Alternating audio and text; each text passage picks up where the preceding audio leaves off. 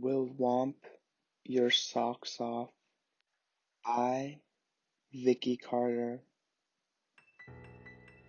Hermione greeted the chilly air with a small shudder as she stepped outside of the entrance hall, her brown hair wrapping around the whistling wind as she huddled into herself, walking towards the Whomping Willow.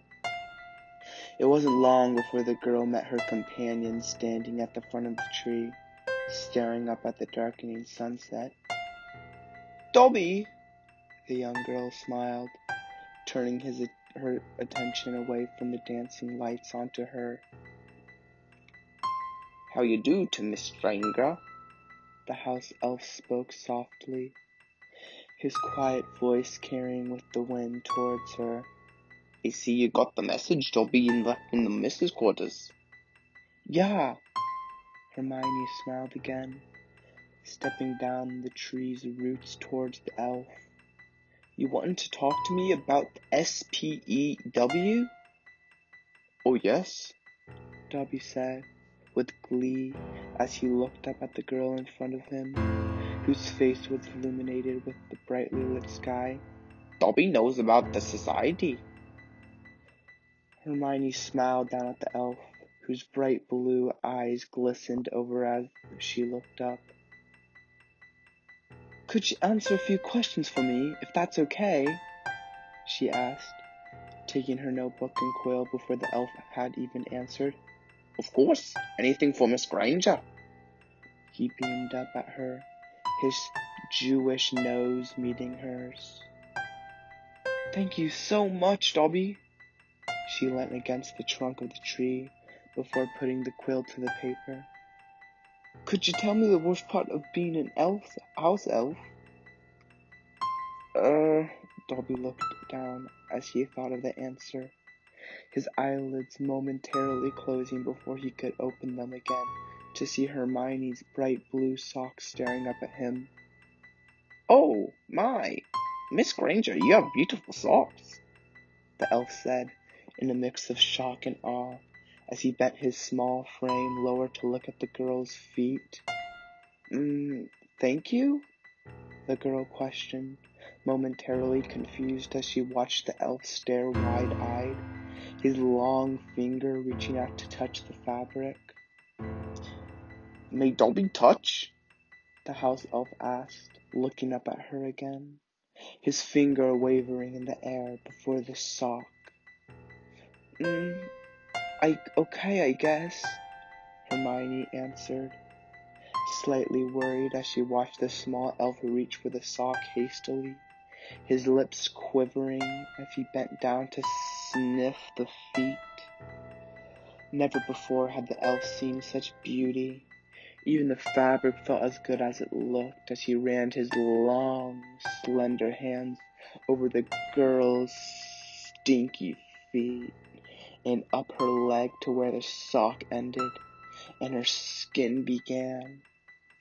Somehow, Dobby could feel himself getting more and more aroused as he traveled up the girl's legs with his hands, smelling her fragrance as he went. He felt himself grow hard under the soft fabric of his cloth, and for the first time in his life, he was not embarrassed, and did not try to hide his erection that he knew was clearly visible. Hermione, however, was too busy trying not to moan in delight as the elf ran his smooth, expert hands over her skin. Her back was arched against the bark of the tree, her hands grabbing onto the rough surface as she tried to grab on for support against the intense pleasure running through her. Dobby didn't stop his fingers from wandering further from the edge of the rock, and soon found that he was at the hem of the schoolgirl's skirt. She was 18 and didn't want to stop. Taking a brave step forward, the house elf rubbed his large Jewish elf erection into the leg of the girl, to which she responded with a loud moan and pushed herself more against him as he moved his fingers further up her thigh. Soon, his long and bony finger had reached her knickers, which were now slightly wet under the thrill the girl was now feeling. Even when waiting, nor asking for permission, the elf pushed aside the fabric and thrust one large finger into the girl from underneath. Hermione moaned and rubbed herself against him, her fingers twisting on the bark of the tree. Something inside of her knew this was wrong, to take advantage of the poor elf. But the intensity she was feeling overpowered any doubt she had, and allowed herself to moan out in joy as the elf thrust deeper inside of her, rubbing her with his other finger. Hermione, unknowingly, was currently leaning and rubbing her hands over the Whomping Willow's penis. The tree had suddenly sprang to life under the touch of the girl, and could see and feel everything that was happening under its leaves. The sun was due to set completely at any moment, and the swirling purple would soon turn into a moonlit black. Never before had the tree seen a girl and an elf together like this before, in such a sexual way. He was old and used to couples making love under his shade, but never like this. Something about the mystery of the whole event turned the willow on more than the girl's tender touch over his aching bark as he watched the elf and the girl from above. The house elf had now removed the girl's skirt and knickers, and Hermione had bent down to remove Dobby's own single sheet of clothing. The air had turned even cooler now, but as the two rubbed against each other, they warmed up instantly.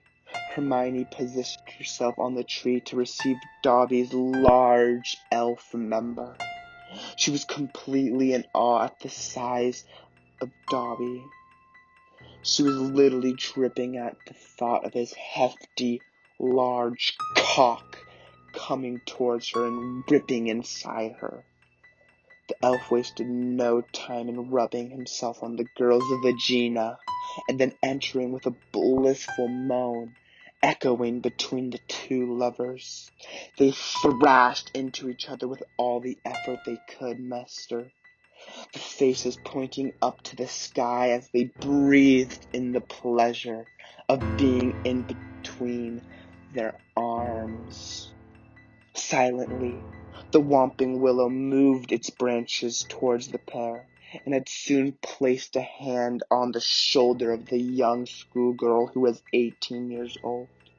Hermione looked down and watched as the branch snaked its way across her shoulder and to her neck, where it tugged on its own accord at her tie, which soon became undone at the magnificent strength of the sexually promiscuous sentient tree.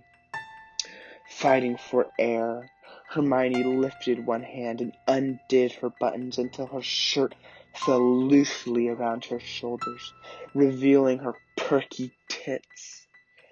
The Whomping Willow's branches softly dragged away from the shirt and off the girl's back, and began unfastening her remaining garments, which slipped off the shoulders easily.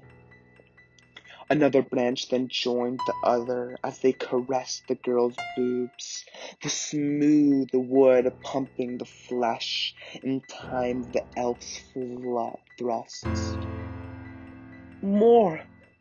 The completely naked Hermione screamed, hair now snaking around her shoulders as she rocked her head back and forth, sweat beginning to form on her pale body as she racked her body against Dobby's.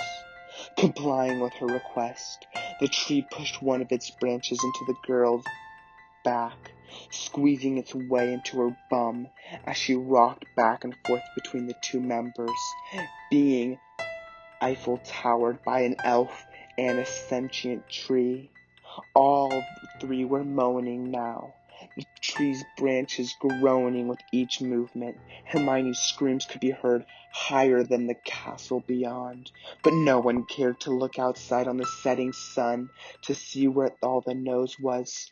They were too busy living the moment of sexual fantasy, breathing in the pheromones they all produced. Never before had such a sound been heard on the grounds before. Hermione's moan filled with sexual pleasure and arousedness that no other female has ever experienced at Hogwarts from an elf. But if tonight was anything to go by, Hermione certainly hoped it wouldn't be the last, as she finally settled herself down on the tree's gaping roots as she tried to regain her breath, as a surging cosmic orgasm powered through her, shaking her sweaty body with force.